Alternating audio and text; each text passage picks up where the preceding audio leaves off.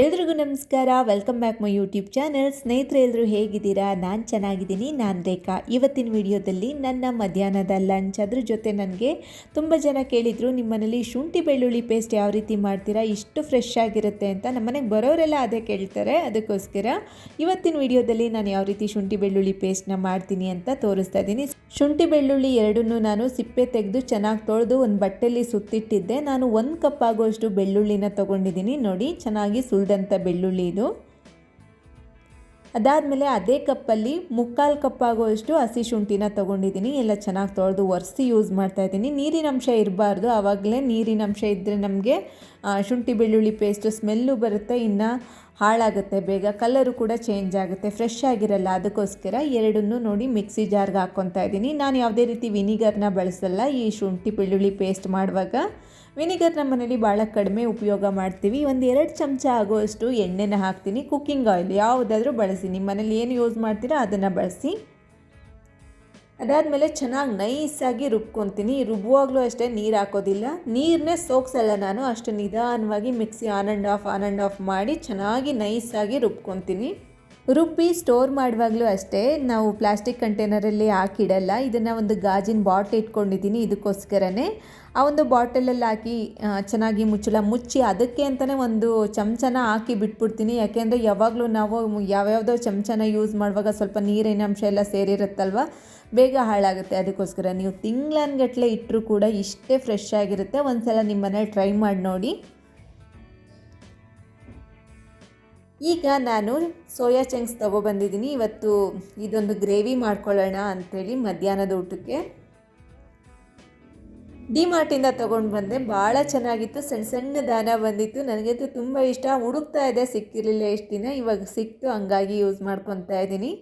ನನಗಿಲ್ಲಿ ಒಬ್ಳಿಗಾಗೋವಷ್ಟು soya ಚಂಕ್ಸ್ನ ನೆನೆಯಾಕಿಡ್ತೀನಿ. ಇದನ್ನೇನು ಬೇಯಿಸ್ಕೊಳ್ಳೋ ಅವಶ್ಯಕತೆ ಇಲ್ಲ, ಸ್ವಲ್ಪ ಬಿಸಿ ನೀರು ಹಾಕಿಟ್ರೆ ಬೇಗ ಸಾಫ್ಟ್ ಆಗುತ್ತೆ. ತುಂಬ ಚೆನ್ನಾಗಿದೆ ಇದಂತೂ ಕ್ವಾಲಿಟಿ. ಪ್ರಮೋಷನ್ ಇಲ್ಲ, ಚೆನ್ನಾಗಿದೆ ಅಷ್ಟೇ.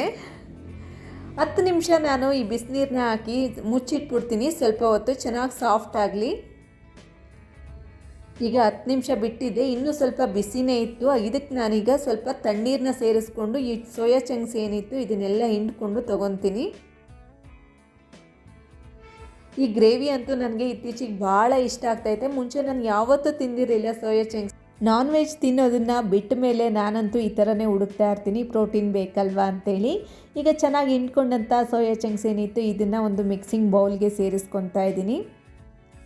ಸ್ವಲ್ಪ ಮ್ಯಾರಿನೇಟ್ ಮಾಡಿಟ್ರೆ ಭಾಳ ಚೆನ್ನಾಗಿರುತ್ತೆ ಅಂತ ನಾನಿಲ್ಲಿ ಕ್ಯಾಪ್ಸಿಕಮ್ ಕೂಡ ತೊಗೊತಾ ಇದ್ದೀನಿ.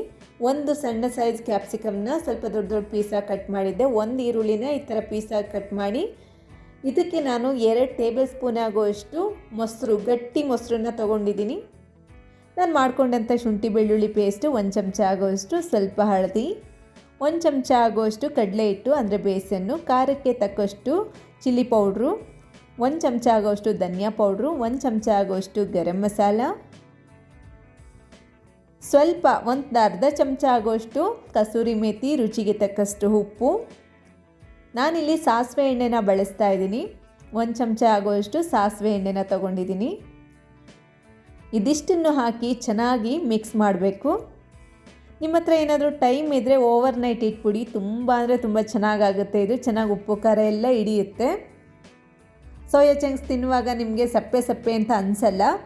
ಚಿಕನ್ಗಿಂತನೂ ಒಂದು ಒಳ್ಳೆ ಟೇಸ್ಟ್ ಇರುತ್ತೆ ರೀ. ಇವಾಗಂತೂ ನನಗೆ ಭಾಳ ಇಷ್ಟ ಸೋಯಾ ಚಂಕ್ಸ್ ಎಲ್ಲ. ಭಾಳಷ್ಟು ರೆಸಿಪಿನ ಮಾಡ್ಕೊಂಡಿದ್ದೀನಿ ನಾನು ಸೋಯಾ ಚಂಕ್ಸ್ನ ಬಳಸಿ. ಅದಾದಮೇಲೆ ಮಸಾಲೆ ಒಗ್ಗರಣೆ ಹಾಕ್ಕೋಬೇಕಲ್ವ, ಅದಕ್ಕೆ ನಾನಿಲ್ಲಿ ಒಂದು ಸಣ್ಣ ಪೀಸು ಚಕ್ಕೆ ತೊಗೊಂಡಿದ್ದೀನಿ, ಒಂದೇ ಒಂದು ಏಲಕ್ಕಿ, ಒಂದೇ ಒಂದು ಲವಂಗ ಮತ್ತು ಸ್ವಲ್ಪ ಕಲ್ಲುವು. ಇದಿಷ್ಟು ಒಗ್ಗರಣೆಗೆ ಯಾವುದೇ ರೀತಿಲಿ ರುಬ್ಬಂಗೇನಿಲ್ಲ ಇದಕ್ಕೆ ಮಸಾಲೆನ. ಒಂದು ಅರ್ಧ ಚಮಚ ಆಗುವಷ್ಟು ಜೀರಿಗೆನ ತೊಗೊಂಡಿದ್ದೀನಿ. ಇದಿಷ್ಟು ಒಗ್ಗರಣೆಗೆ ಬೇಕಾಗಿರೋದು. ಇಲ್ಲಿ ಮತ್ತೆ 2 ಈರುಳ್ಳಿ ತೊಗೊಂಡಿದ್ದೀನಿ. ನಿಮಗೇನಾದರೂ ಹುಳಿ ಕಡಿಮೆ ಬೇಕು ಅನಿಸಿದ್ರೆ ಟೊಮೆಟೊನ ಒಂದೇ ಹಾಕ್ಬೋದು. ನಾನಿಲ್ಲಿ 1.5 ಹಾಕ್ತಾಯಿದ್ದೀನಿ. ನನಗೊಂದು ಸ್ವಲ್ಪ ಗ್ರೇವಿ ಜಾಸ್ತಿ ಬೇಕು ಅಂತ ಟೊಮೆಟೊನ ನೋಡಿ ನಾನು ಚಾಪ್ ಮಾಡ್ಕೊಂಡಿದ್ದೀನಿ. ನಾವು ಮೊಸರಲ್ಲಿ ಮ್ಯಾರಿನೇಟ್ ಮಾಡಿರೋದ್ರಿಂದ ಟೊಮೆಟೊನ ಕಡಿಮೆನೇ ಹಾಕಬೇಕಾಗತ್ತೆ. 2 ಈರುಳ್ಳಿನೂ ನಾನು ಸಣ್ಣದಾಗಿ ಕಟ್ ಮಾಡ್ಕೊಂಡಿದ್ದೆ. ಫಸ್ಟು ಒಂದು ಫ್ರೈ ಪ್ಯಾನ್ ಇಟ್ಕೊಂಡು ಇದಕ್ಕೆ ನಾನು 1 ಚಮಚ ಆಗೋಷ್ಟು ಎಣ್ಣೆ ಹಾಕಿ ನಾನು ಮ್ಯಾರಿನೇಟ್ ಮಾಡಿಟ್ಕೊಂಡಂಥ ಸೋಯಾ ಚಂಕ್ಸಿದ ಮಸಾಲ ಏನಿತ್ತು ಇದನ್ನು ಹಾಕ್ಕೊಂಡು ಚೆನ್ನಾಗಿ ನೀರು ಸುಂಡೋವರೆಗೂ ಹುರ್ಕೊತೀನಿ. ಇದಕ್ಕೇನು ಜಾಸ್ತಿ ಟೈಮ್ ತಗೊಳ್ಳಲ್ಲ, 2ರಿಂದ 3 ನಿಮಿಷ ತಗೊಳುತ್ತೆ. ಹೈ ಫ್ಲೇಮಲ್ಲಿ ಇಟ್ಕೊಂಡು ಚೆನ್ನಾಗಿ ನೀರು ಸುಂಡೋವರೆಗೂ ಇದನ್ನು ಹುರ್ಕೋಬೇಕಾಗುತ್ತೆ. ಹುರಿದಿದ್ದಾಯಿತು ನೋಡಿ. ಇದನ್ನು ಹಿಂಗೆ ತಿನ್ಬೋದು, ತುಂಬ ಟೇಸ್ಟಿಯಾಗಿರುತ್ತೆ. ಆದರೆ ನಾನಿಲ್ಲಿ ಸ್ವಲ್ಪ ಗ್ರೇವಿನ ಮಾಡ್ಕೊತಾ ಇದ್ದೀನಿ.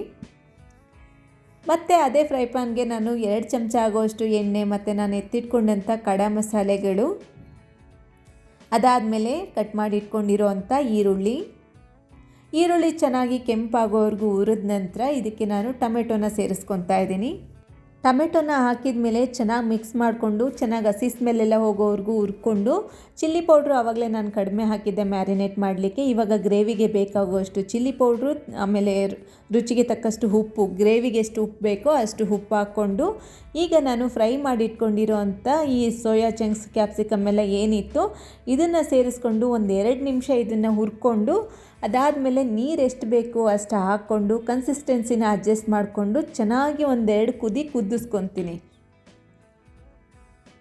ತುಂಬ ಅಂದರೆ ತುಂಬ ಚೆನ್ನಾಗಾಗಿತ್ತು. ನಂಬಲ್ಲ ನೀವು, ನಾನಿಲ್ಲಿ ಕಾಶ್ಮೀರಿ ರೆಡ್ ಚಿಲ್ಲಿ ಪೌಡ್ರನ್ನ ಬಳಸಿದರೆ ಒಂದು ಒಳ್ಳೆ ಕಲರ್ ಬರ್ತಾಯಿತ್ತು. ಆದರೆ ನಾನು ಅದನ್ನು ಬಳಸಲ್ಲ. ಅದನ್ನು ತಿಂದಾಗೆಲ್ಲ ನನಗೆ ಹೊಟ್ಟೆ ಉರಿ ಶುರು ಆಗುತ್ತೆ. ಹಂಗಾಗಿ ನಮ್ಮ ಮನೇಲಿ ಏನು ನಾವು ಪುಡಿ ಮಾಡ್ಕೊಂಡಿರ್ತೀವೋ ಅದನ್ನೇ ಬಳಸ್ತಾ ಇದ್ದೀನಿ. ತುಂಬ ಜನ ಇದಕ್ಕೆಲ್ಲ ಕಲರ್ ಬರಬೇಕು ಅಂತ ಕಾಶ್ಮೀರಿ ರೆಡ್ ಚಿಲ್ಲಿ ಪೌಡ್ರೆಲ್ಲ ಉಪಯೋಗ ಮಾಡ್ತಾರೆ, ನಾನು ಮಾಡಲ್ಲ ಅಷ್ಟೇ. ಇದು ನನಗೆ ನಾರ್ಮಲ್ ಕಲರ್ ಇತ್ತು, ತುಂಬ ಟೇಸ್ಟಿಯಾಗಿತ್ತು. ಜೊತೆಗೊಂದು ನಾನು ಬೀಟ್ರೂಟ್ ಚಪಾತಿನ ಮಾಡ್ಕೊಂಡಿದ್ದೆ, ಸ್ಯಾಲೆಡ್ ತೊಗೊಂಡಿದ್ದೆ. ಇದಾಗಿತ್ತು ನನ್ನ ಇವತ್ತಿನ ವಿಡಿಯೋ. ಹೇಗೆ ಅನ್ನಿಸ್ತು ಅಂತ ಪ್ಲೀಸ್ ಕಮೆಂಟ್ ಮಾಡಿ. Thank you so much video ನೋಡಿದ್ದಕ್ಕೆ.